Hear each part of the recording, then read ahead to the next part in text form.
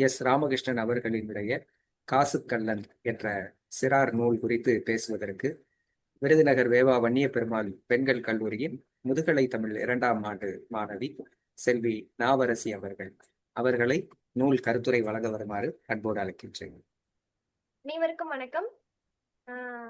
ஐயா வந்து எஸ்ரா ஐயாவை பத்தி பேசணும் அப்படின்னு சொன்னோன்னே எனக்கு முதல்ல நினைவுக்கு வந்தது எஸ்ரா ஐயாவோட குழந்தைகள் அவங்க பத்தி எழுதின அந்த புத்தகம் தான். ஏன்னா ஐயான்னு சொன்னாலே எனக்கு குழந்தைகள் தான் ஞாபகம் வருவாங்க. குழந்தைகளோட மனநிலை எப்படி இருக்கும், அவங்க என்ன மாதிரியான சிந்தனைகள்ல இருப்பாங்க, அவங்களுடைய கற்பனைகள்லாம் எப்படி இருக்கும் அப்படிங்கிறது வளர்ந்ததுக்கு அப்புறம் நம்மளே யோசிச்சு பார்த்தா கூட ஒரு சிறு பிள்ளைல நம்ம இப்படி எல்லாம் நினைச்சிருக்கோமா அப்படிங்கிற அளவுக்கு நம்மளுடைய வாழ்க்கையிலேயே அந்த மாதிரி நிறைய நிகழ்வுகள் வந்து நடந்திருக்கும். அந்த மாதிரி ஐயா வந்து ஒரு குழந்தையாகவே மாறி அவங்களோட மனநிலையில இருந்து நிறைய கதைகள் வந்து எழுதியிருக்காங்க. அதுல இருந்து நான் காசுக்கள்ளன் அப்படிங்கிற ஒரு புத்தகம் தான் எடுத்திருக்கேன். இதுல ஐயா வந்து தொடக்கத்திலேயே சொல்லியிருப்பாரு, நான் வந்து இது என்னோட பையனோட உட்கார்ந்து நான் எழுதினேன், அவனோட கருத்துக்களும் இந்த புத்தகத்துல வந்து இருக்கு அப்படின்னு சொல்லும்போது இன்னும் எனக்கு மகிழ்ச்சியா இருந்தது. ஏன்னா இந்த காலகட்டத்துல நிறைய பெற்றோர்கள் வந்து 2 பேருமே வேலைக்கு போறனால குழந்தைகள் கூட அவ்வளவா நேரம் வந்து செலவிட முடியாத ஒரு சூழ்நிலை இருக்கு. ஆனா ஐயா வந்து அதுல குறிப்பிட்டிருப்பாரு, என்னோட பையன் கூட உட்கார்ந்து நான் வந்து இத எழுதினேன். நீங்க இத படிக்கும்போது உங்களுடைய பிள்ளைகளுக்கு யாருக்காவது இந்த மாதிரி கதை எழுதுற திறனோ, இல்ல கதை சொல்ற திறனோ இருக்கலாம். அதனால நீங்களும் உங்க குழந்தைகள் கிட்ட கேளுங்க அப்படின்னு ஐயா வந்து சொல்லும்போது, அது இன்னும் கொஞ்சம் ஆச்சரியமா இருந்தது. சரி இவர் வந்து இந்த இந்த காலகட்டத்துல எப்படியெல்லாம் எல்லாருடைய உணர்வுகளையும் புரிஞ்சு இவர் வந்து நூல் எழுதியிருக்காரு அப்படிங்கிற மாதிரியான ஒரு ஆச்சரியமூட்டும் வகையில தான் ஐயாவோட நூல்கள்லாம் இருந்திருக்கு. இப்போ இந்த காசுக்கலன் அப்படிங்கிற இந்த புத்தகத்துல வந்து 4 கதைகள் வந்து சொல்லியிருப்பாரு ஐயா. அந்த கதைகள் எல்லாமே ஒரு கற்பனையும் கலந்திருக்கும். அதே சமயம் நடப்புல இருக்கிற செய்திகளையும் கொண்டு வந்திருப்பாரு. நம்ம மறந்து போன நிகழ்வுகளையும் ஞாபகப்படுத்துற மாதிரியான ஒரு ஒரு சிறு சிறு நிகழ்வுகள வந்து சொல்லிட்டு போவாரு. ஏன்னா நமக்கு விடுதலைக்கு முன்னாடி எப்படி இருந்தது, விடுதலைக்கு அப்புறமா நம்ம எப்படியெல்லாம் வளர்ச்சி அடைஞ்சோம் அப்படின்னு நம்மளுக்கே தெரியும். அந்த மாதிரி 90கள்ல பயன்படுத்தப்பட்ட பொருட்கள் இப்ப நம்ம பயன்பாட்டுல இல்ல. அன்னைக்கு வந்து இருந்த மக்களுக்கும், நம்மளுக்கும் நிறைய வேறுபாடு இருக்கு. உடையிலயும் சரி, பழக்கவழக்கத்திலயும் சரி. அந்த மாதிரி அ இந்த கதைகள் மூலமா நம்மள ஒரு அந்த காலகட்டத்துக்கே அவர் கூட்டிட்டு போகிற மாதிரியான ஒரு நிகழ்வு வரும். இந்த கதைகள்லாம் நம்ம படிச்சா, சின்ன வயசுல நம்மளும் இப்படிலாம் படிச்சிருக்கோமே!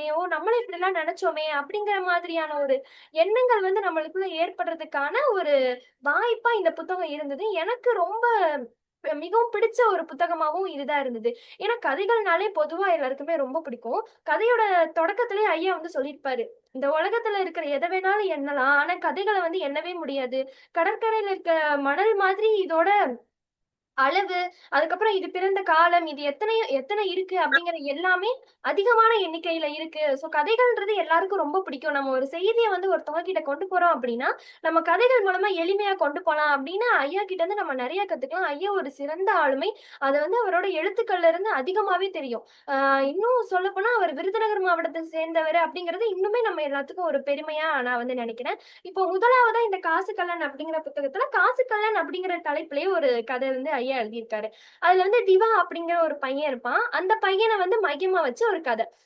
இதுல வந்து என்ன சொல்லியிருக்காரு அப்படின்னா, நம்ம மறந்து போன பழைய பொருட்கள பத்தியும், அப்புறம் வந்து இந்த காசு அப்படிங்கிறது எப்படி வந்தது? எப்படி உருவானது? அப்படிங்கிறத பத்தி ரொம்ப அழகா சொல்லியிருப்பாரு. ரொம்ப எதார்த்தமா இந்த கதை வந்து ஆரம்பிக்கும். ஒரு சின்ன பையன் வந்து என்ன பண்ணிட்டு இருப்பான்? ரோட்ல வந்து விளையாடிட்டு இருப்பான். அப்போ அவன் வந்து விளையாட்டா அ சாலையில வந்து விளையாடிட்டு இருக்கும்போது, அவனோட காசு வந்து தொலைஞ்சு போயிடும். அத வந்து தேடி போகும்போது, அவனுக்கு இந்த பழைய பொருட்கள்லாம் கிடைக்கும் அப்படிங்கிற மாதிரி சொல்லியிருப்பாரு. ஒரு அதல பாதாளத்துக்குள்ள அவன் போய் மாட்டிக்குவான். அதுக்கப்புறம் அங்க வந்து குட்டி குட்டியா மனுஷங்க இருப்பாங்க. அவங்க வந்து காசு கள்ளர்கள். அவங்க தான் அந்த பழைய பொக்கிஷங்கள்லாம் பாதுகாத்துக்கிறாங்க அப்படிங்கிற மாதிரி ஒரு கற்பனை எல்லாம் அதுல இருக்கும். அ இந்த காலத்துல நம்ம அத படிச்சோம் அப்படின்னா, நமக்கு வந்து அ நம்ம உதட்டோரம் ஒரு சின்ன ஒரு சிரிப்பு தான் வரும். ச்சே! இப்படிலாம் இருந்திருக்கு என்ன? ஒருவேளை இருந்திருந்தா இப்படியெல்லாம் இருந்திருந்தா நல்லா இருந்திருக்குமே!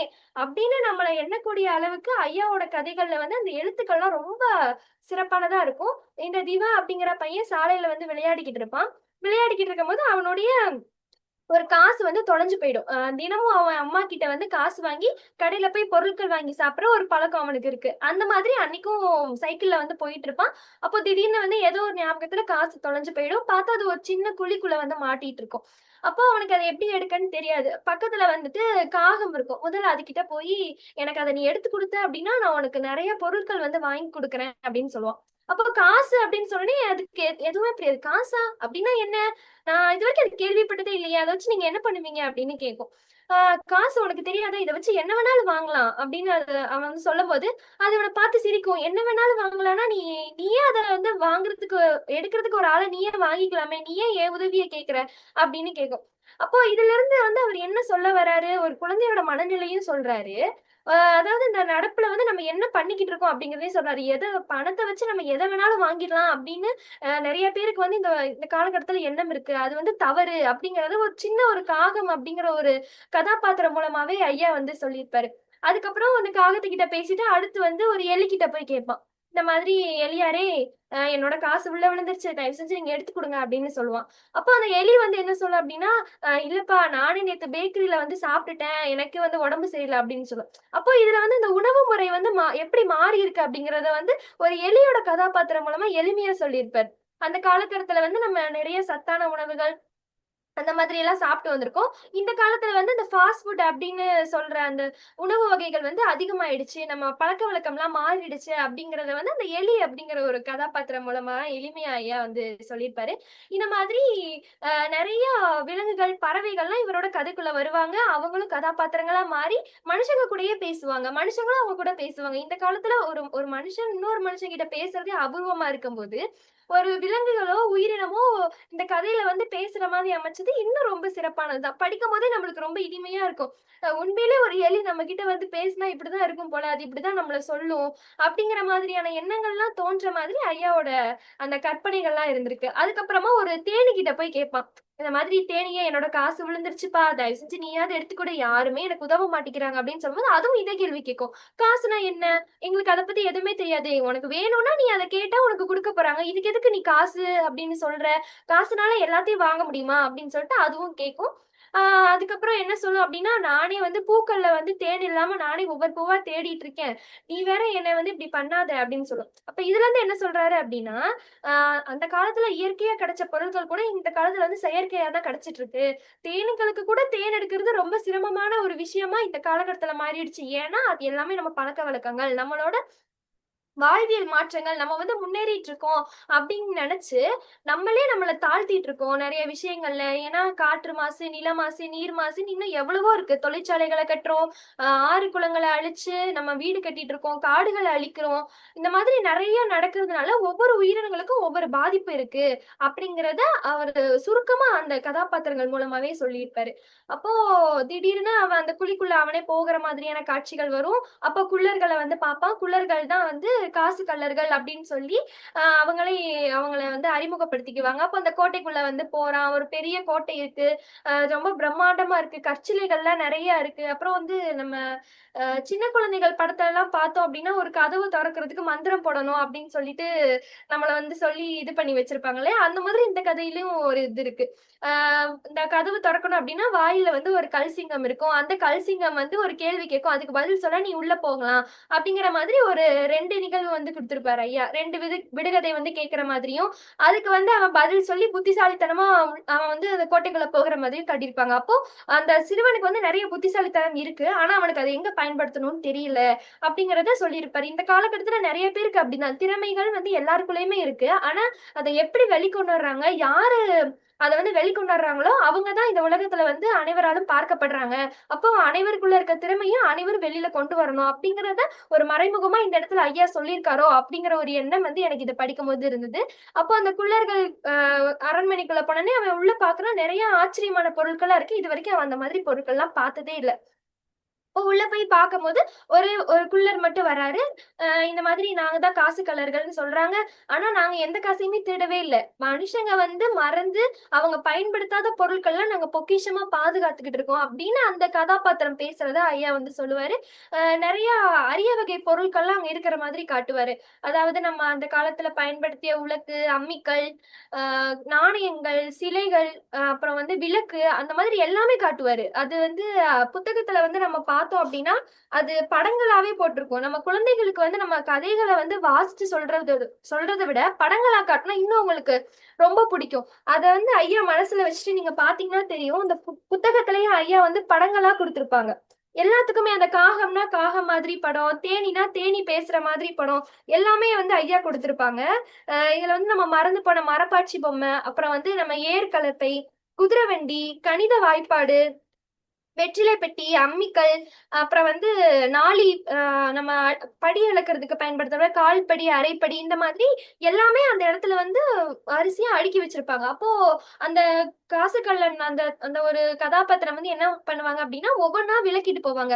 இதுதான் வந்துட்டு நம்ம அரிசி அளக்கிறதுக்கெல்லாம் பயன்படுத்தினாங்க அன்னைக்கு. இதுதான் வந்து அன்னைக்கு வந்து மின் விளக்கா இருந்தது. இதை வச்சுதான் அவங்க அன்னைக்கு வந்து ஒரு ஒளி இது பண்ணி வாழ்ந்துட்டு வந்தாங்க. அதுக்கப்புறம் இதுதான் உலக்கை, இதை வச்சுதான் நம்ம அரிசி இதெல்லாம் மாவு இடிச்சாங்க. அப்புறம் இதுதான் வெற்றிலை பெட்டி, அந்த காலத்துல இதெல்லாம் ஆளே கிடையாது அப்படின்னு சொல்லிட்டு ஒவ்வொன்றா விளக்கும் போது நம்ம வந்து எவ்வளவு பொக்கிஷமான விஷயங்கள்லாம் இப்ப பயன்படுத்தாம இருக்கோம் இந்த நவீன காலத்துல. அப்படி எல்லாமே நவீனம் நவீனம் அப்படின்னு சொல்லிட்டு நம்ம பழமையை போற்றாம விட்டுட்டோமோ அப்படிங்கறத வந்து ஐயா இந்த ஒரு இடத்துல நம்ம எல்லாருமே யோசிக்க வைக்கக்கூடியதா இந்த இடத்துல வந்து இருக்கும். மரப்பாச்சி பொம்மை அப்படிங்கிறது ஒரு 90கள்ல 90களுக்கு முன்னாடி பிறந்த குழந்தைகள் வேணா அதிகமா பார்த்திருக்கலாம். 2000க்கு மேல பிறந்த குழந்தைகளுக்குலாம் இப்ப அந்த பார்பி, ஃப்ரோசன் அந்த மாதிரி தான் அவங்களுக்கு வந்து பொம்மைகள்னாலே அதுதான் ஞாபகத்துக்கு வரும். ஆனா அதுக்கு முன்னாடி பிறந்தவங்களுக்குலாம் அந்த மரப்பாச்சி பொம்மை அப்படிங்கிறது ஒரு உணர்வுபூர்வமான விஷயம். ஏன்னா அது எல்லார் வீட்லயும் கிடைக்காது, எல்லார் வீட்ல இருக்காது, எல்லாராலையும் அதை வச்சு விளையாட முடியாது. தூரத்துல இருந்து ரசிச்சவங்களே நிறைய பேர் இருப்பாங்க. அந்த மாதிரி ஐயாவோட இந்த கதைகளை படிக்கும்போது நமக்கு சிறு வயது அந்த நினைவுகள் தான் அதிகமா வரும். அதே மாதிரி நம்ம இதெல்லாம் நம்ம வாழ்க்கையில இருந்து இன்னைக்கு தொலைத்து விட்டோம் அப்படிங்கிற ஒரு எண்ணமும் அதிகமா வரும் அப்படிங்கறத இந்த புத்தகம் படிச்சு வந்து நான் தெரிஞ்சுக்கிட்டேன். இது மட்டும் இல்லாம இந்த குதிரை வண்டி, கணித வாய்ப்பாடு அப்படிலாம் இன்னைக்கு ஒரு அரிய பொக்கிஷமாவே ஆயிடுச்சு. ஏதாவது ஒன்று 2 இடத்துல வந்து நம்ம இதெல்லாம் பார்க்கலாம் அப்படிங்கிற மாதிரியான ஒரு நிகழ்வுல தான் இருக்கு. அந்த மாதிரி நிறைய பொருட்கள் வந்து சொல்லியிருப்பாரு. ஒரு 20 பொருட்கள் கிட்ட வந்து நம்ம வந்து இந்த காலத்துல வந்து பயன்படுத்தாம இருக்கோம் அப்படின்னு சொல்லிட்டு பல்லாங்குழி, நம்ம தாயம் விளையாடுறது, தாயக்கட்டை அந்த மாதிரி எல்லாமே சொல்லியிருப்பாரு. அது ரொம்ப ஆச்சரியமானதா இருந்தது. இந்த திவா அப்படிங்கிற கேரக்டருக்கு இதெல்லாம் பார்க்கும்போதே ரொம்ப வித்தியாசமா இருந்தது. இதெல்லாம் நம்ம பயன்படுத்தினதே இல்லையே. ஏன்னா சைக்கிள், வண்டி அப்படின்னு ஓட்டிட்டு இருந்த பையனுக்கு இதெல்லாம் பார்க்கும்போது ரொம்ப ஆச்சரியமா இருக்கு. அவன் ரொம்ப வியப்பா பார்த்துக்கிட்டு இருக்கான். அதுக்கப்புறம் ஒரு காசு இருக்கிற இடத்துக்கு போறாங்க. அங்க பார்த்தா நிறைய காசு இருக்கு. நிறைய விதவிதமா இருக்கு. அதை பார்த்தாலே ஒவ்வொன்றும் ஒவ்வொரு வடிவத்துல இருக்கு. அப்ப வந்து அவனுக்கு அது என்னன்னே தெரியல. அப்போ அந்த குள்ளர்களோட தலைவன் வந்து சொல்றான், இதுதான் வந்து முதல்ல தயாரிக்கப்பட்ட காசு. இதுதான் வந்துட்டு அரையணா, இதுதான் காலனா, இதுதான் நோட்டு. முதல்ல இப்படிதான் தாள் வந்தது, ரூபாய் இப்படிதான் இருந்தது அப்படின்னு எல்லாமே விலாவரியா சொல்லுவாங்க. இந்த கதை வந்து முழுக்க முழுக்க எப்படி நம்ம வந்து பழைய பழைய நினைவுகளை மறந்தோம் அப்படிங்கறது சொல்லுதோ, பாதி கதைக்கு மேல என்ன சொல்லுவாரு அப்படின்னா, இந்த காசு அப்படிங்கிறது எப்படி உருவாச்சு, முதல்ல யார் இதை கொண்டு வந்தா, யார் இதை தயாரிச்சாங்க, எந்த வங்கி கிட்ட இது இருந்தது, யாருடைய படங்கள்லாம் அதுல வந்து இடம் பெற்றிருந்துச்சு அப்படிங்கிற மாதிரியான மொத்த தகவலையுமே இதுல வந்து ஐயா வந்து சொல்லியிருப்பாரு. இந்த புத்தகத்திலேயே அதிக பக்கங்கள் கொண்ட கதை வந்து இந்த கதை தான். அப்போ அரையனா, காலனா அந்த வடிவம் எல்லாமே ஐயா வந்து இதுல படங்களா வந்து குடுத்திருப்பாங்க. அதே மாதிரி ரூபா நோட்டையும் குடுத்திருப்பாரு. 1990ல முதல்ல பிரிட்டிஷ் அரசாங்கம் தான் வந்து கொல்கத்தால நாணயம் தயாரிக்கக்கூடிய அந்த தொழிற்சாலையை வந்து கொண்டு வந்தாங்க. அப்புறம் 1815ல மும்பையில வந்துட்டு அடுத்து ஒரு நாணயம் தயாரிக்கக்கூடிய ஒரு தொழிற்சாலை வந்தது. 1984ல டெல்லிக்கு பக்கத்துல ஒண்ணு வந்துச்சு அப்படின்னு சொல்லிட்டு ஒவ்வொரு கதையா வந்து சொல்லிட்டு இருக்காரு. சொல்லிட்டு இருக்கும்போது அந்த ஒரு நோட்டு, ஒரு ரூபா தாள் வந்து பாப்பான் திவா. அதுல வந்து என்ன போட்டிருக்கும் அப்படின்னா கவர்மெண்ட் ஆஃப் இந்தியா அப்படின்னு சொல்லி போட்டு நிறைய பெயர்கள் வந்து போட்டிருக்கும். எந்த ஆண்டு, எந்த நாள், எந்த மாதம் வந்து இந்த தாள் அச்சடிக்கப்பட்டது அப்படிங்கறது போட்டிருப்பாங்க. அதுக்கப்புறம் நம்பர் எல்லாம் போட்டிருப்பாங்க. அதெல்லாம் பார்த்துட்டு அவன் கேட்கும் போது இன்னும் கொஞ்சம் விரிவா சொல்லுவாங்க. இப்போ நம்மளுக்கு சாதாரணமா நம்ம பார்த்தோம் அப்படின்னா அது வந்து வெறும் ஒரு தாள் தான். ஆனா அதுக்கு பணம் அப்படின்னு ஒரு மதிப்பு வந்து கொடுக்கும்போது அது எங்க வேணாலும் பயன்படும். அப்போ இந்த பணம் அப்படிங்கிறதுக்குள்ள என்னென்ன இருக்கு, யார் யாரோட கையெழுத்து இருக்கு அப்படின்னு வரிசையா சொல்லுவாங்க. நம்மள மாதிரி நம்மளுக்கு மட்டும் இல்லாம மாற்றுத்திறனாளிகளும் இதை வந்து எளிமையா இது எந்த ரூபான்னு கண்டுபிடிச்சுக்கலாம். அதுக்கான வழிமுறைகளும் இந்த தாள்லயே வந்து இருக்கு. அதுக்கான எல்லா முயற்சிகளையும் அவங்க எடுத்துதான் எல்லாருக்கும் உபயோகப்படுற மாதிரி இந்த தாள் வந்து செஞ்சிருக்காங்க அப்படின்னு வந்து சொல்லியிருப்பாங்க. இப்போவும் நம்ம பார்த்தோம் அப்படின்னா நம்மளோட ரூபாய் நோட்ல சைட்ல ஒரு 2 கோடு போட்டிருப்பாங்க கருப்பு நிறத்துல. அது வந்து என்னது அப்படின்னா சும்மா பாக்குறவங்களுக்கு அது சரி ஏதோ ஒரு அவங்க ஒரு மாடலுக்காக கொடுத்திருக்காங்க அப்படின்னு நம்ம நினைச்சாலுமே அவங்க வந்து நம்ம பார்வையற்ற மாற்றுத்திறனாளிகள்லாம் அதை தொட்டு பார்த்தாலே அது என்ன ரூபாய், 100 ரூபாயா, 20 ரூபாயா அப்படின்னு கண்டுபிடிக்கிற மாதிரி அவங்க வந்து வடிவமைச்சிருக்காங்க. ஏன்னா அவங்களுக்கு வந்து அந்த தொட்டு பார்த்து தானே அவங்க எல்லாமே கத்துக்குவாங்க. அந்த மாதிரி தான் உருவாக்கியிருக்காங்க. அதுவும் ஆரம்ப காலத்துல இருந்தே ஒரு ரூபாய் நோட்டு அப்படின்னா அது எல்லாமே இதுல இருக்கணும் அப்படின்னு சொல்லி உருவாக்கி இருக்கிறதா வந்து ஐயா வந்து இதுல எளிமையா வந்து சொல்லியிருப்பாரு. நம்ம குழந்தைகளுக்கு வந்து இது ரொம்ப முக்கியமா நம்ம சொல்ல வேண்டியது. ஏன்னா எல்லாருமே இது வந்து உண்மையிலே கத்துக்கணும். இந்த ரூபாய் நோட்ல வந்து இது வெறும் தாள் கிடையாது. இதுல வந்து இத்தனை விஷயங்கள் வந்து இருக்கு. இவரோட படங்கள் இருக்கு. இவரோட கையெழுத்து இருக்கு. அப்ப இவருக்கு வந்து நம்ம நாட்டுல வந்து என்ன ஒரு மரியாதை வந்து நம்ம குடுக்குறோம் அப்படிங்கிற எல்லாத்தையுமே ஒரு சிறிய தாள் மூலியமாவே சொல்றாங்க அப்படின்னா அது எவ்வளவு பெரிய விஷயம். அதுவும் ஐயா வந்து ரொம்ப எளிமையாவே இதுல வந்து சொல்லியிருப்பாரு. அதுக்கப்புறம் பாத்தீங்கன்னா இதெல்லாம் கேட்டுக்கிட்டதுக்கு அப்புறம் அவனுக்கு வந்து ஒரு பணத்து மேல ஒரு மரியாதையே வந்துரும். ஓ, அப்ப இத்தனை பேர் இவ்வளவு கஷ்டப்பட்டு இந்த பணம் வந்து கொண்டு வந்திருக்காங்க. அப்ப இந்த பணம் அப்படிங்கிறது சும்மா செலவழிக்கிறதுக்கு கிடையாது. நம்ம வெறும் தின்பண்டங்களோ இல்ல நம்மளுக்கான பொருட்களோ வாங்குறதுல எந்த ஒரு பயனுமே கிடையாது. இதை நம்ம சேர்த்து வச்சு நம்மளுக்கு தேவையானதோ இல்ல நம்மளால இயன்றவங்களுக்கு உதவி செய்யணும் அப்படிங்கிற ஒரு மனப்பான்மை வந்து அவனுக்கு இந்த கதை வந்து முடியும் போது வரதா கொடுத்திருப்பாரு. உண்மையிலேயே நம்மளும் இந்த கதை வந்து படிக்கும் போது நம்மளுக்கும் அந்த உணர்வு தான் வரும். நம்ம வந்து தேவையில்லாம செலவழிக்க கூடாது. நம்ம வந்து இந்த மாதிரிதான் செலவழிக்கணும்னு ஒரு கட்டமைப்பை வச்சுக்கிட்டு செலவழிக்கணும். பணம் அப்படிங்கிறது சாதாரண ஒரு விஷயம் இல்ல. பலரோட உழைப்பு, நம்மளோட உழைப்புக்கான அங்கீகாரம் அப்படிங்கறத இந்த கதை மூலியமா ஐயா சொல்லியிருப்பாரு. 2வது கதைன்னு பார்த்தோம் அப்படின்னா மடத்தவளை அப்படின்னு ஒரு கதை. இது வந்து தவளைய வந்து மையமா வச்சது ஒரு கதை. ஒரு தவளை வந்துட்டு ஒரு ஒரு குளத்துல வந்து இருக்கும். அந்த குளத்திலேயே தான் இருக்கும். அதுக்கு வேற எந்த இதுவுமே தெரியாது. அது பாட்டுக்கு இருக்கும், சாப்பிடும். யாராவது கேள்வி கேட்டா அதுக்கு மட்டும் பதில் சொல்லிட்டு எந்த ஒரு இதுவுமே பண்ணாம இருக்கும். அப்போ ஒரு காகம் வந்து அத பார்த்துட்டு என்ன பண்ணும் அப்படின்னா, இத நம்ம எப்படியாவது சாப்பிட்றணும். இது நமக்கு வேணும் அப்படின்னு சொல்லிட்டு அது கூட போய் நெருங்கி பழகும். இந்த தவளை வந்து எப்படிப்பட்ட ஒரு குணம் கொண்டது அப்படின்னா, எல்லாருமே நல்லவங்க, எல்லாருமே நமக்கு நல்லது தான் நினைப்பாங்க அப்படின்னு வந்து எண்ணக்கூடிய ஒரு ஒரு தவளை வந்து இது. அப்போ இந்த கதை மூலியமா என்ன சொல்ல வர்றாரு அப்படின்னா, இந்த உலகத்துல இருக்க எல்லா மனுஷங்களும் நல்லவங்க தான். ஆனா எல்லா நேரமும் அவங்க நல்லவங்க கிடையாது. எல்லாருக்கும் அவங்க நல்லவங்களா இருக்க மாட்டாங்க. ஒரு குறிப்பிட்ட நேரத்துல அவங்க ஒரு குறிப்பிட்ட மனநிலையில இருப்பாங்களே தவிர, எல்லா நேரமும் அவங்க அப்படி இருப்பாங்கன்னு சொல்ல முடியாது. அப்போ நம்ம ஒருத்தவங்கள பார்த்து நம்ம அவங்க கிட்ட வந்து நம்ம பழகுறோம் அப்படின்னா, அவங்க எப்படிப்பட்டவங்க? அவங்க நம்மளுக்கு என்னலாம் நம்மள வந்து எப்படி பார்ப்பாங்க அப்படிங்கிறத முதல்ல நம்ம பார்க்கணும். எல்லாரையுமே கண்மூடித்தனமா நம்பக்கூடாது அப்படிங்கிறத இந்த கதை மூலமா சொல்லியிருப்பாரு. இந்த காகம் வந்துட்டு இந்த தவளை கிட்ட பேசும்போது, இந்த தவளையும் நல்லா ஒரு நண்பர் மாதிரி பழகி அது கூப்பிடுற இடத்துக்குலாம் போயிடும். அப்போ ஒரு இடத்துல இந்த காகம் வந்து தவளைய சாப்பிடலாம் அப்படின்னு நினைக்கும்போது, இந்த தவளைக்கு வந்து, ஓ, சரி இது வந்து நம்மள ஏதோ பண்ணணும்னு நினைக்குது அப்படின்னு அதோட நினைப்புக்கு வந்து அதெல்லாம் தள்ளி தள்ளி போட்டு ஒரு இடத்துல போய் அதுவே மாட்டிக்கிற மாதிரியான ஒரு கதை. ஆனா இந்த கதை மூலமா எல்லாருமே வந்து கண்மூடித்தனமா எல்லாரையும் நம்பக்கூடாது அப்படிங்கறத வந்து ஐயா எளிமையா எடுத்து சொல்லியிருப்பாங்க. அதுக்கப்புறம் 3வது கதை வந்து காட்டு யுத்தம் அப்படின்னு சொல்லிட்டு. பேரை பார்த்தாலே வித்தியாசமா இருக்குல்ல, காட்டு யுத்தம். ஏன்னா நம்ம நாட்டுலதான் யுத்தம் நடந்துட்டு இருந்தது. இப்ப புதுசா காட்டுலயும் ஆரம்பிச்சிருச்சு. அப்போ விலங்குகளுக்கும் பறவைகளுக்கும் நடக்கிற ஒரு யுத்தம் இது அப்படின்னு நம்மளுக்கு தலைப்பு படிக்கும் போதே தெரியும். அப்போ இந்த இது வந்து 2 பேருக்கும் நடக்கிற ஒரு சண்டை. விலங்குகளுக்கும் பறவைகளுக்கும் நடக்கிற சண்டை. யாரு வந்து அந்த காட்டுக்குள்ள இருக்கணும் அப்படின்னு சொல்லிட்டு. அப்போ முதல்ல வந்துட்டு பறவைகள் வந்து என்ன சொல்றாங்க அப்படின்னா, இந்த காடு வந்து எங்களுக்கு தான். ஏன்னா நாங்க தான் இந்த மரத்தெல்லாம் கூடு கட்டி வாழ்ந்துட்டு இருக்கோம். நீங்க ஏதோ குகையிலயோ எங்கேயோ வாழ்ந்துட்டு இருக்கீங்க. அதனால நாங்க தான் இங்க இருப்போம். நீங்க எல்லாரும் வெளியில போயிடுங்க அப்படின்னு சொல்லிட்டு இந்த பறவைகள்லாம் சொல்லுது. அப்போ இந்த விலங்குகள்லாம் என்ன சொல்லுது அப்படின்னா, இல்ல இல்ல, நாங்கலாம் இங்கதான் இருப்போம். இந்த காட்டையும் வந்து நாங்க தான் பாதுகாத்துட்டு இருக்கோம் மனுஷங்க கிட்ட இருந்து. நீங்கலாம் பாதுகாக்கல. அவங்கதான் இதை அழிக்காம நாங்க பாதுகாத்துக்கிட்டு இருக்கோம் அப்படின்னு விலங்குகள் சொல்லுது. அப்போ இதே மாதிரி 2 பேரும் பேசிக்கிட்டே இருக்கும்போது நடுவுல ஒரு வௌவால் அப்படிங்கிற ஒரு கதாபாத்திரம் வந்து கொண்டு வருவாரு. அந்த கதாபாத்திரம் எப்படின்னா, யாருக்கு வெற்றி வந்து சாதகமா இருக்கோ அவங்ககிட்ட மாறிடுற மாதிரியான ஒரு கதாபாத்திரம். அதாவது இந்த மாதிரி மனிதர்கள் நம்மளோட வாழ்க்கையிலயும் இருப்பாங்க. நம்ம வந்து ஏதோ ஒரு இடத்துல வந்து நம்ம முன்னேறி போயிட்டு இருக்கோம் அப்படின்னா, நம்ம கூடவே இருப்பாங்க. அத எல்லா எல்லா நிகழ்வுலயும் இருப்பாங்க. ஆனா நம்ம தாழ்ந்து ஒரு இடத்துக்கு போயிட்டோம், இல்ல நமக்கே ஒரு ஏதோ ஒரு சங்கடம் வந்துருச்சு அப்படின்னா, அந்த நேரம் நம்ம கூட இருக்க மாட்டாங்க. ஆ எதிரணி கூட சேர்ந்து இருப்பாங்க. அந்த மாதிரி இருக்கிறவங்க கூடலாம் நம்ம வந்து உறவு வச்சுக்க கூடாது அப்படிங்கிறத நிலைநாட்டுற மாதிரியான ஒரு கதை. அ எளிமையா வந்து சொல்லியிருப்பாரு. முதல் தடவ வந்து பறவைகள் வந்து வெற்றி அடையிற மாதிரியான ஒரு சூழல் வரும். அப்ப இந்த வௌவால் என்ன பண்ணும் அப்படின்னா, பறவைகள் கூட தான் இருப்பேன். ஏன்னா நானும் ஒரு பறவை இனம் தான். பறந்துட்டு தானே இருக்கேன் அப்படின்னு சொல்லிட்டு சொல்ற மாதிரி காட்டியிருப்பாரு. அடுத்து கொஞ்சம் ஒரு நிகழ்வுல வந்து என்ன ஆகும் அப்படின்னா, விலங்குகள் வந்து ஜெயிக்கிற மாதிரியான ஒரு இது வந்துரும். அப்போ என்ன ஆகும், நான் வந்து விலங்கினம் தான். ஏன்னா நான் வந்து அவங்கள மாதிரி தான் இருக்கேன். இப்ப நான் வந்து நைட் எல்லாம் மரத்துல தொங்கிட்டு விலங்குகள மாதிரி காவல் காத்துட்டு இருக்கேன் அப்படின்னு சொல்லும். அப்போ இந்த மாதிரி நடந்துகிட்டு இருக்கும்போது அந்த விலங்குகளும் பறவைகளுமே நினைக்க ஆரம்பிச்சிடும், ஓ இந்த மாதிரி எல்லாம் இவங்க நம்மளை ஏமாத்துறாங்க அப்படின்னு சொல்லிட்டு. அப்போ மனிதர்களோட வாழ்க்கையிலயும் இந்த மாதிரி சில நபர்கள் வந்து இருப்பாங்க. அவங்கள வந்து நம்ம எதிர்க்கணும் அப்படிங்கிறது கிடையாது. அவங்கள விட்டுட்டு நம்ம முன்னேற்றத்துக்கு என்ன தேவையோ அத மட்டும் நம்ம பார்த்துட்டு போலாம் அப்படிங்கிற மாதிரியான ஒரு செய்திய வந்து இதுல வந்து சொல்லியிருப்பாரு ஐயா. அதுக்கப்புறம் ஒரு கடைசியா முக்கால் திருடன் அப்படின்ற ஒரு கதை.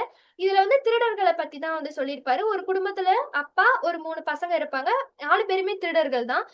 கால் திருடன், அரை திருடன், முக்கால் திருடன், முழு திருடன் அப்படின்னு இருப்பாங்க. இப்போ 3 பேருக்கும் ஒரு சில கேரக்டர் இருக்கும். இப்போ நம்ம படத்துல காட்டுற மாதிரி ஒரு ஒரு சில பேரு நம்மள தொடாமயே நம்ம நகையெல்லாம் எடுத்துட்டு போற மாதிரி காட்டுவாங்க இல்லையா? அந்த மாதிரி இவங்க என்ன பண்ணுவாங்க, கால் திருடன் எப்படிப்பட்டவன் அப்படின்னா, ஒரு கோழியோட வயித்துக்குள்ள இருக்க முட்டைய அவன் அப்படியே எடுத்துட்டு போயிருவான் யாருக்குமே தெரியாம அப்படின்னு சொல்லியிருப்பாரு. அதே மாதிரி அரை திருடன் வந்து எப்படிப்பட்டவன் அப்படின்னா, ஒரு ஆள் வந்து கால்ல செருப்பு போட்டுட்டு இருந்தாங்கன்னா, அந்த செருப்ப கூட எடுத்துட்டு போயிருவான் அவங்களுக்கு தெரியாம அப்படின்னு சொல்லுவாரு. இந்த முக்கால் திருடன் வந்து எப்படி அப்படின்னா, ஒரு ஆள் சாப்பிட்டுட்டு இருக்கும்போது அவங்க தட்டுல இருந்து சாப்பாட எடுத்து அவங்களுக்கே தெரியாம இவன் சாப்பிட்டுருவான். அப்படின்னு சொல்லியிருப்பாரு. இவங்க எல்லாத்துக்கும் மேல அவங்க அப்பா. அவர்தான் முழு திருடன் அப்படின்னு சொல்லியிருப்பாரு. இந்த அப்பாக்கு வந்து வயதானதுனால, இவரு என்ன சொல்லியிருப்பாரு, ஊர்ல இருக்கிறவங்க எல்லாம் நம்மள பத்தி தப்பா பேசுறாங்கப்பா. அதனால நீங்க என்ன பண்ணணும், நான் வந்து எனக்கு கடைசி காலம் வந்துருச்சு. அதனால நீங்க இந்த ஊர்ல இருக்கிற எல்லாருக்குமே, எல்லார்கிட்டயும் ஒரு நல்ல பேரு வாங்கணும். அதுக்கு நீங்க என்ன பண்ணணும் அப்படின்னா, இந்த ஊர்ல இருக்க அரசர்கிட்ட போய் நீங்க வெகுமதி வாங்கிட்டு வரணும் அப்படின்னு சொல்லியிருப்பாரு. அப்போ இவங்கலாம் என்ன பண்ணுவாங்க அப்படின்னா, அந்த அரண்மனைய சுத்தி 3 பேரும் பார்த்துக்கிட்டே இருப்பாங்க. என்ன நடக்குது அரண்மனையில? யார் இருக்கா? அப்படின்னு சொல்லி பார்த்துக்கிட்டு இருக்கும்போது, ஆ அரண்மனையில வந்து ஒரு மயில் இருக்கும். அந்த மயில் வந்துட்டு ஒரு தங்க முட்டை போடும். அத வந்து தன்னோட மகளுக்கு குடுக்கறதுக்காக அத பத்திரமா வச்சிருக்கதா ஒரு செய்தி வந்து ஊருக்குள்ள பரவிக்கிட்டு இருக்கும். அத வந்துட்டு ஒரு திருடன் வந்து கேட்டுருவான். அதுக்கடுத்து ஒரு திருடன் வந்து என்ன பண்ணுவான் அப்படின்னா, அரசரோட சாப்பிடுற இடத்துக்கு போயி, அவர் சாப்பிடும்போது அவரோட தங்க கோப்பைய வந்து எடுத்துட்டு வந்துருவான். இன்னொரு ஆள் என்ன பண்ணுவான் அப்படின்னா, அந்த மந்திரியோட வாள் இடுப்புல கட்டியிருந்த அந்த வாள வந்து எடுத்துட்டு வந்துருவான். எல்லாருக்கும் ஒரே குழப்பமா இருக்கும். யார் எடுத்துட்டு போனான்னு யாருக்குமே தெரியாது. இந்த 3 சகோதரர்களும் பேசி என்ன பண்ணுவாங்க அப்படின்னா, நம்மளே இத வச்சிருப்போம். எப்படியும் இதுக்கு ஒரு வெகுமதி வந்து குடுப்பாங்க கண்டுபிடிச்சு தர்றவங்களுக்கு. நம்மளே அத குடுத்து நம்மளே அத வாங்கிக்கலாம் அப்படின்னு சொல்லிட்டு அந்த எண்ணத்துல இருப்பாங்க. அதே மாதிரி அரசரும் வந்து இந்த பொருட்கள்லாம் கண்டுபிடிச்சு குடுக்குறவங்களுக்கு வெகுமதி குடுப்போம் அப்படின்னு சொல்லியிருப்பாரு. அதே மாதிரி 3 பேரும் போவாங்க. அரசவைக்கு போய் இந்த மாதிரி இருட்டுல ஒருத்தன் வந்தான். அவன்கிட்ட இருந்து தான் நான் வாங்குனேன் அப்படின்னு சொல்லிட்டு ஒவ்வொரு ஆளும் ஒவ்வொரு கதை வந்து சொல்லுவாங்க. இவன் இங்க போனா இருட்டுக்குள்ள ஒருத்தன பார்த்தேன், காட்டுல பார்த்தேன். அவன் இந்த மாதிரி வச்சிருந்தான். ஏதோ வினோதமா இருந்தது. அவன்கிட்ட இருந்து நான் வாங்கி அரசருக்காக நான் வந்து குடுத்தேன். அப்படின்னு சொல்லும்போது அரசரும், ஓ சரி இவங்கலாம் ரொம்ப நம்மளுக்காக தேடி கண்டுபிடிச்சு குடுத்துருக்காங்கன்னு சொல்லிட்டு வெகுமதியும் வந்து குடுத்துருவாரு. அத எடுத்துட்டு 3 பேரும் வீட்டுக்கும் போயிடுவாங்க. வீட்டுக்கு போனா அவங்க அப்பாக்கு ஒண்ணுமே புரியாது. "எப்படி நீங்க வந்து இவ்ளோ குறுகிய காலத்துல இப்படி பண்ணீங்க?" அப்படின்னு சொல்லி ரொம்ப ஆச்சரியமா கேட்பாரு. அதுக்குள்ள இந்த அரசருக்கு வந்து என்ன ஆயிடும் அப்படின்னா, இந்த திருடர்கள பத்தின செய்தி வந்து தெரிஞ்சிரும். ஊர்ல இருந்து எல்லாரும் சொல்லிடுவாங்க. இவங்க வந்து திருடர்கள். இவங்க தான் இதெல்லாம் செஞ்சாங்க. அப்படின்னு சொல்லும்போது, அந்த அரசர் வந்து திருப்பி அவங்கள கூப்பிட்டு கேட்பான். "நீங்க ஏன் இப்படிலாம் பண்ணீங்க?" அப்படின்னு சொல்லும்போது, "இல்ல அரசே, எங்களுடைய அப்பா வந்து இந்த மாதிரி உங்ககிட்ட இருந்து வெகுமதி வாங்கணும்னு சொல்லியிருந்தாரு. அதுக்காக தான் நாங்க இப்படி பண்ணோமே தவிர, வேற எதுக்காகவும் இல்ல. நாங்க தான் உங்க பொருள்லாம் குடுத்துட்டோம்ல. நீங்க எங்கள எதுவுமே பண்ணக்கூடாது அப்படின்னு சொல்லுவான். அப்போ அரசர் ஒரே ஒரு வார்த்தை தான் சொல்லுவாரு. உங்களுக்கு திறமை இருக்கு. அந்த திறமைய நீங்க நல்ல வழியில பயன்படுத்துனீங்க அப்படின்னா, உண்மையிலே நீங்க தான் இந்த இந்த நாட்டிலேயே சிறந்தவர்கள் அப்படின்னு சொல்லிட்டு, உங்கள வந்து நான் அரசு பணியில அமர்த்துறேன். நீங்க தான் இந்த ஊர வந்து காவல் காக்கணும் அப்படின்னு சொல்லிட்டு 3 பேருக்கும் பொறுப்பு குடுத்துருவாரு. 3 பேரும் 3 எல்லைய வந்து காவல் காப்பாங்க. அதிலிருந்து அன்னைக்கிலிருந்து அவங்க ஊர்ல எந்த ஒரு திருட்டுமே நடக்கவே நடக்காது. அப்போ யாரு எந்த இடத்துல இருக்கணும், யாரு எந்த செயல செய்யணும், யாருக்கு என்ன திறமைகள் இருக்கு அப்படிங்கிறத அவங்க முடிவு பண்ணி செஞ்சாங்க அப்படின்னா, அந்த வாழ்க்கையில அவங்க சிறப்பா இருக்கலாம் அப்படின்னு சொல்லி இந்த கதைய வந்து முடிச்சிருவாரு ஐயா. இதுல எல்லாத்துலயுமே சொல்றது என்னது அப்படின்னா, ஒவ்வொருத்தவங்களையும் ஒவ்வொரு திறமை இருக்கு. அந்த திறமைகள அவங்க எப்படி வெளிக்கொண்டு வர்றாங்க, வெளிப்படுத்துறாங்க அப்படிங்கிறதுல தான் அவங்களோட பண்பு நலன் அடங்கியிருக்கு அப்படிங்கிறத இந்த கதைகள் மூலமா ஐயா ரொம்ப எளிமையா சொல்லியிருப்பாரு. குழந்தைகளுக்கு மட்டும் இல்லாம பெரியவர்களும் இந்த கதைய வந்து கேட்கும்போது, உண்மையிலேயே அவங்களுக்கு வந்து இந்த பழைய காலத்து நினைவுகள் வந்து நிச்சயமா வரும். எல்லாருக்குமே வரும். அவங்க சிறு பிள்ளையில என்னென்னலாம் செஞ்சாங்க அப்படிங்கிற நினைவு வரும் அப்படின்னு நான் முழுமையா நம்புறேன். இந்த அற்புதமான வாய்ப்ப எனக்கு குடுத்ததுக்கு ரொம்ப நன்றி. ஐயா அவர்களுக்கு தான் நன்றி சொல்லணும்.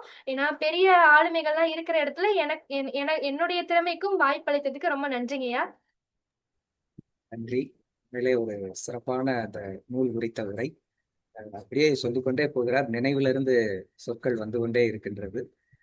நாவரசி அவர்களினுடைய காசுக்கல்லன் என்ற அந்த கதை குறித்து, ஏன்னா சிறார்களினுடைய உலகத்திற்கேற்ப அந்த நூல் எவ்வாறு படைப்பாக்கம் கொண்டது என்கின்றதெல்லாம் சொல்லி பேசினார். 90களினுடைய காலகட்டத்தில் சில்லறை நாணயங்களை சிறுவர்கிட்ட கொடுக்கும் பொழுது அது தொலைந்து போனால் ஒரு பதட்டமும், அது எங்கதான் போய் சேர்ந்து விட்டது என்று ஒரு பெரிய ஒரு சந்தேகமும் ஏற்படும். அந்த கற்பனையிலிருந்து உருவான அந்த கதை. சிறார் கதை என்பதனால் அந்த நாணயத்தோடு தொடர்புடைய அத்தனை அறிவியல் வரலாற்று உண்மைகள் எல்லாம் பேசுகின்ற இந்த கதையை மிக அற்புதமாக எடுத்துரைத்து பேசி, அதோடு அந்த நூல் முழுவதும் இருக்கின்ற கதைகள் எல்லாம் பேசினார். மிக அழகாக அந்த நூலில் உள்ள வரிகளை சுட்டிக்காட்டினார். எல்லோரும் எல்லோ நேரத்திலும் நல்லவர்களாக இருக்க மாட்டார்கள், எல்லாரிடத்திலும் அவர்கள் நல்லவர்களாக இருப்பார்களா அப்படின்னா இல்லை என்று அந்த வரிகள்லாம் ரொம்ப அழகாக இஸ்ராவினுடைய அந்த முத்திரைகள் எல்லாம் தொட்டு பேசிய நாவரசி அவர்களுக்கு நன்றியை தெரிவித்துக் கொள்கிறோம். நன்றி.